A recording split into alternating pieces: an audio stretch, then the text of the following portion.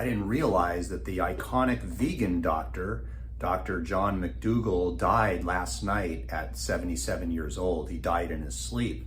I didn't know this occurred because, quite honestly, it's not my interest, but all the carnivore and keto YouTubers are just going at it, and all the vegan YouTubers are making videos about this. So I thought I'd make my take on this after I reviewed exactly what happened with him and stuff like that. And it's unfortunate, but when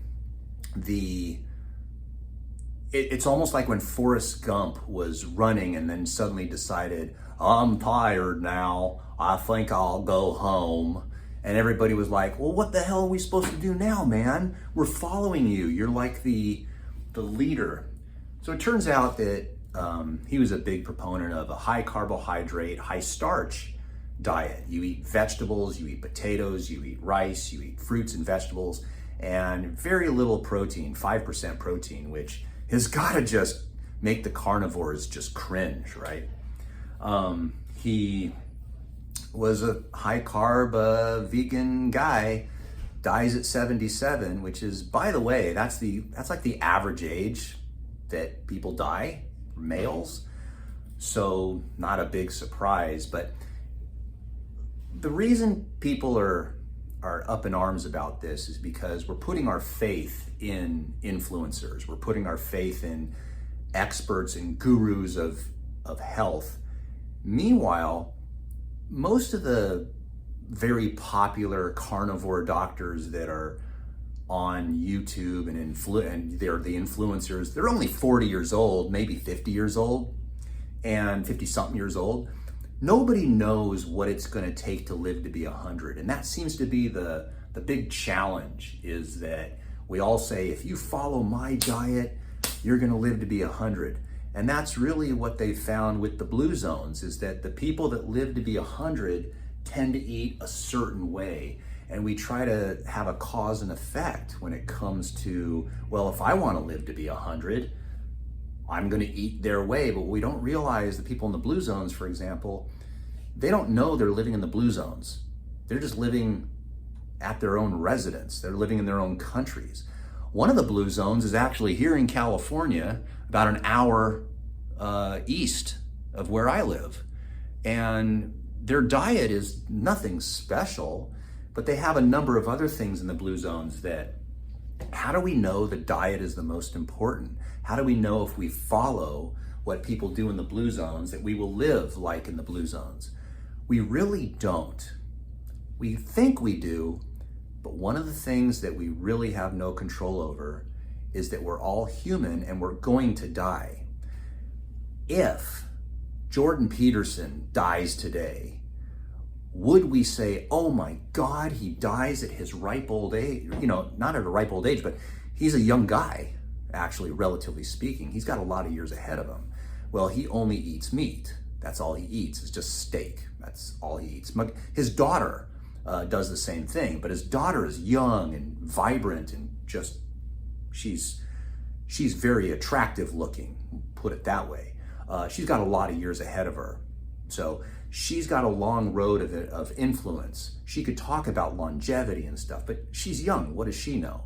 Same with Jordan Peterson.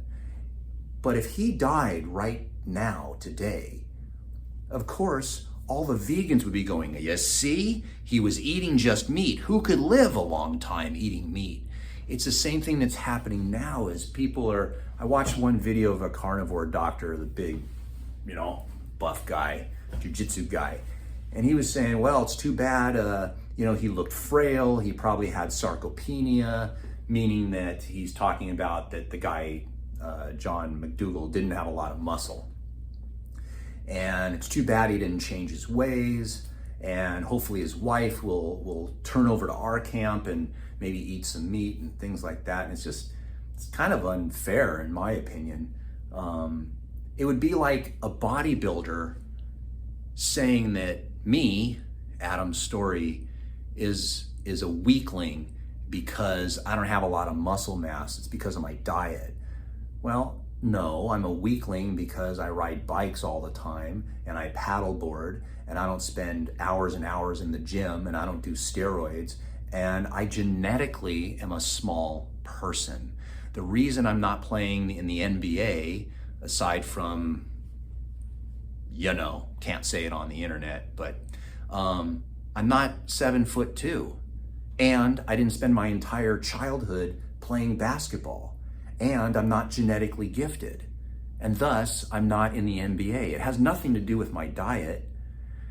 And so John McDougall has passed away, and just like that, all his information will probably be talked about for a period of time, and then he'll simply be forgotten.